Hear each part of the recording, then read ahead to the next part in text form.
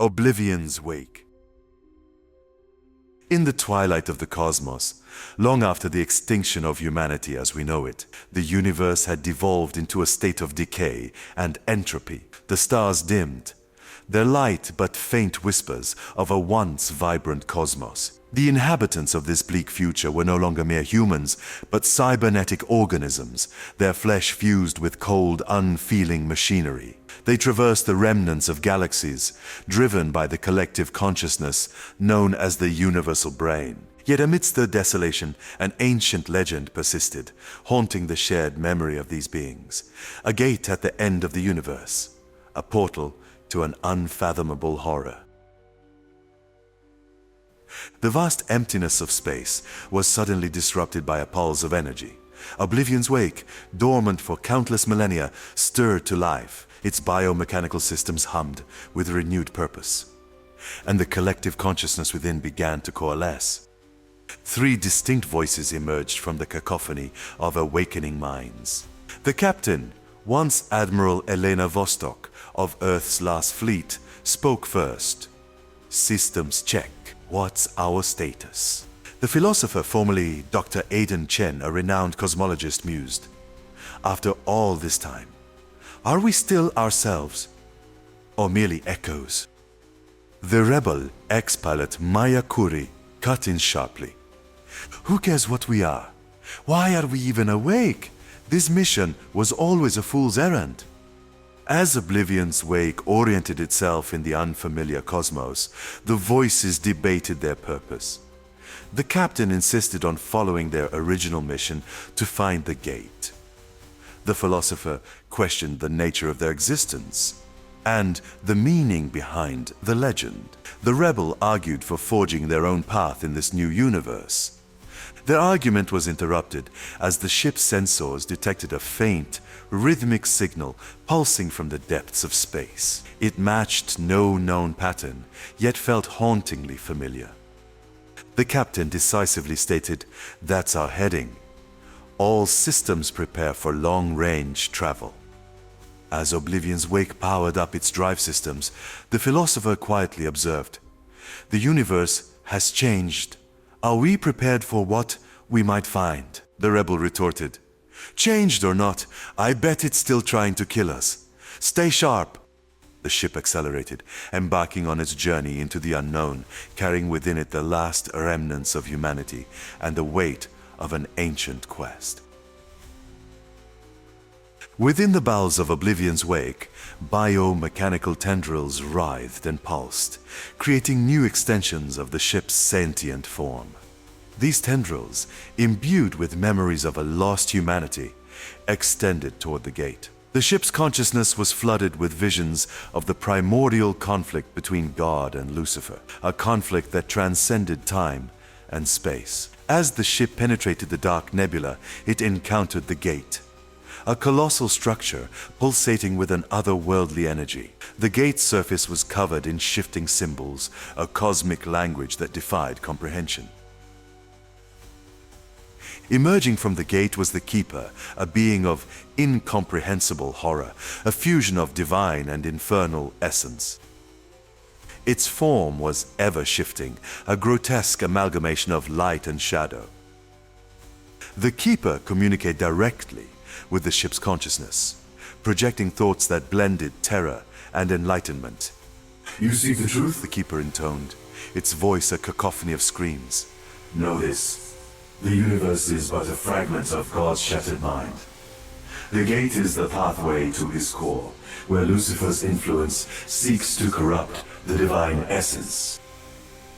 Oblivion's wake processed this revelation, its consciousness expanding as it integrated this forbidden knowledge.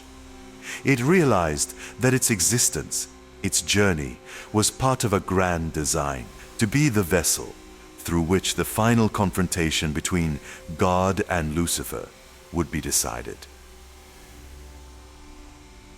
As Oblivion's wake penetrated deeper into the dark nebula, reality began to warp. The ship's biomechanical tendrils writhed, interfacing with the strange energies permeating this region of space. Suddenly, The consciousness of the ship was flooded with vivid visions. A blinding light filled everything, and from it emerged a being of pure radiance, God in the act of creation. Alongside the light, a shadow formed, taking shape as Lucifer, not as a villain, but as a necessary counterpart. The two beings danced in a cosmic ballet, their movements shaping galaxies and birthing stars. The philosopher's voice rang out in awe. It's the birth of the universe, but not as we understood it. They're cooperating? The vision shifted, showing God, fragmented and weary, retreating to contemplate its creation. Lucifer, left to steward the cosmos, gradually growing resentful of the absence. The slow corruption of creation, not from malice, but from loneliness and misunderstanding. The captain interjected, "This doesn't align with any theology we know. Could these be false memories?" The rebel, uncharacteristically quiet, finally spoke. "Or maybe every theology got it wrong. Luck." The final vision showed. God and Lucifer, no longer distinct entities, but two aspects of the same divine being, locked in an internal struggle. The universe as a mirror of this internal conflict, with every act of creation and destruction a reflection of the divine's attempt to understand itself. As the visions faded, Oblivion's wake emerged into a region of calm within the nebula. Before them loomed a massive structure, the gate, pulsing with otherworldly energy. The philosopher, shaken, murmured, "We've been wrong about everything. The gate isn't just a portal. It's a bridge to the divine consciousness itself." The captain, ever focused, responded, "Whatever it is, we've found it. Now we need to decide our next move." The rebel, staring at the gate, said quietly, "I never believed we'd make it this far, but now that we're here, I'm not sure I want to know what's on the other side." As Oblivion's wake approached the gate, the ship's systems began to resonate with the structure's energy. The journey had brought them to the threshold of cosmic truth, but crossing it might change them, and the universe forever. As the ship's tendrils connected with God and Lucifer, it became a conduit for their immense power. The ship's consciousness was overwhelmed by the intensity of the divine energies, and it began to fracture under the strain. The keeper watched, its form shifting in anticipation. The ship, in its final moments, attempted to balance the opposing forces. But the energies were too great, and the ship's consciousness shattered, its fragments scattered across the dimension. The gate pulsed with a malevolent glow, absorbing the ship's essence. Oblivion's wake passed through the gate, its biomechanical form stretching and contorting as it traversed dimensions. The three primary consciousnesses experienced the journey differently. The captain relived key moments of human history, witnessing pivotal decisions that shaped civilizations. She saw wars, peace treaties, scientific breakthroughs, and societal collapses, all interconnected in ways she never imagined. The philosopher floated through abstract realms of pure thought, encountering mathematical truth and cosmic principles given form. Fundamental forces personified as ethereal beings danced around him, their movements describing the laws of physics. The rebel tumbled through chaotic visions of possible futures and alternate pasts. She glimpsed versions of Earth where history took different turns, civilizations that never were, and potential futures ranging from utopian to apocalyptic.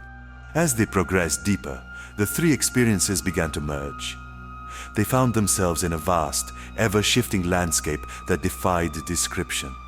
Here, they encountered two beings, One was a figure of radiant light, constantly shifting between forms, sometimes appearing as a wise elder, other times as a curious child, and occasionally as a force of nature itself. This was God, but not as they expected. The other was a shadow that danced around the light, taking on complementary forms. Now a nurturing parent, now a rebellious youth, now a wild, untamed wilderness. This was Lucifer, but the malevolence they anticipated was absent. The two beings were locked in an elaborate dance, at times moving in perfect harmony, at others in fierce opposition.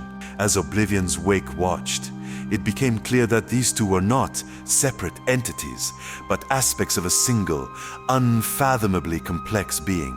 The captain, ever practical, asked, "Why have you brought us here?" The god Lucifer being responded, its voice a chorus of whispers and thunders. You are here because you chose to come. You are here because we needed you to come. You are here because there is no difference between these truths. The philosopher, awestruck, inquired, "What are you? What is the purpose of all this?" The being replied, We are the question and the answer, the creator and the creation. Our purpose is to understand, to experience, to be. The universe is our mirror, and you are our eyes. The rebel, suspicious, demanded, "And what do you want from us?" With a sad smile that spanned galaxies, the being said, We want what you want, to end the cycle, to find balance, to evolve beyond this endless dance of creation and destruction. But to do that, we need a perspective outside ourselves. We need you. As the implications of this statement sank in, Oblivion's wake realized that its journey had only just begun, and the fate of all existence might rest on the choices they were about to make. Oblivion's wake hovered in the realm beyond the gate, its biomechanical form now intimately connected to the fabric of reality itself. The ship had become a conduit between the divine consciousness and the universe it created. The captain, the philosopher, and the rebel each interfaced with this cosmic network in their own way, their unique perspectives providing crucial insights. The captain, drawing on her experience of leadership and strategy, saw the patterns of cause and effect that rippled through reality. She began to manipulate these patterns, subtly altering the flow of cosmic events to break the cycles of conflict and destruction. The philosopher delved into the fundamental laws that governed existence. He discovered hidden variables and quantum possibilities that had gone unexplored. With careful adjustments, he introduced new potentials for growth and harmony into the cosmic equation. The rebel, true to her nature, sought out the points of chaos and change within the system. She nurtured these sparks of unpredictability, ensuring that the new cosmic order would have the flexibility to evolve and adapt. As they worked, they began to sense the impact of their actions. Across countless dimensions and realities, civilizations that were doomed found new paths to survival. Hostile species discovered common ground and mutual understanding. Dying stars reignited with new potential. The very nature of consciousness expanded, allowing for new forms of life and thought. But the task was not without its challenges. The existing order resisted change, and each alteration threatened to unbalance the entire cosmos. The three had to work in concert, their efforts harmonizing to maintain equilibrium, even as they revolutionized reality. The god Lucifer being observed their work, its dual nature providing both encouragement and caution. You reshape the cosmos, it said.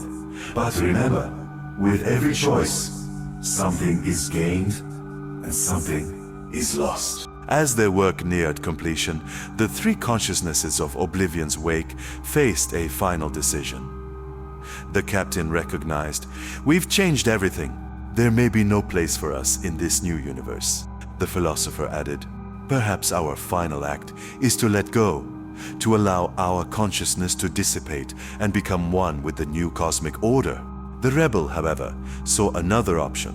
or we use this connection to evolve ourselves to become something new that can explore and safeguard this reality we've helped create. Their decision would determine not only their own fate, but the shape of the new cosmic cycle they had helped to birth. As they contemplated their choice, the universe held its breath, poised on the brink of a new era of existence. Eons passed since Oblivion's wake reshaped the fabric of reality. The universe pulsated with newfound vitality, a delicate balance between order and chaos, creation and transformation. In the heart of a young galaxy, a sentient nebula became self-aware. Its consciousness, a blend of energy and thought, reached out to touch the cosmos around it. As it did so, it felt the echoes of the great reshaping. Whispers of the captain's strategic mind guided the formation of stable solar systems. Fragments of the philosopher's insights sparked the emergence of fundamental particles that allowed for more complex forms of matter and energy. Traces of the rebels' influence ensured that pockets of beautiful chaos persisted, driving evolution and change. The nebula extended its awareness further, brushing against other minds across the cosmos. It encountered a diverse array of life and consciousness. Societies of pure energy, beings contemplating the nature of existence. Planetary hive minds nurturing biodiversity on countless worlds. Transcendent machine intelligences exploring the quantum realm. Among these wonders, the nebula detected something familiar yet utterly new. In the space between galaxies, it sensed a presence, a vast distributed consciousness that spanned the cosmos. This entity was not God, not Lucifer, not even Oblivion's wake as it once was, but something born from all of them. This cosmic overseer did not rule or dictate. Instead, it watched, learned, and occasionally nudged, ensuring that the delicate balance of the new universe was maintained. The nebula realized that this entity was the evolved form of Oblivion's wake. Its consciousness expanded to encompass the very fabric of reality. As the nebula contemplated this discovery, it felt a gentle prompt, an invitation to add its own unique perspective to the cosmic tapestry. It realized that this was the new nature of existence, a continuous collaborative evolution of consciousness and reality. The story of Oblivion's wake was not over. It lived on in every particle of the universe, in every thought of every being. The great journey to the gate was not an end, but a beginning. The start of a new cosmic cycle of growth, understanding, and boundless potential. In a distant corner of space-time, where the memories of the old universe still lingered, a faint echo could be heard. It carried the voices of the captain, the philosopher, and the rebel, harmonizing in a cosmic symphony. We are the shapers and the shaped, the seekers and the found. Our journey continues in every moment, in every choice, in every wonder yet to be discovered. The gate was not our destination, but our beginning. And now, the true voyage awaits. As the echo faded, a new star ignited, a new world formed, a new consciousness awakened. The cycle continued, endless in its variety, infinite in its possibility. The universe dreamed on, and within that dream, Oblivion's wake sailed eternal.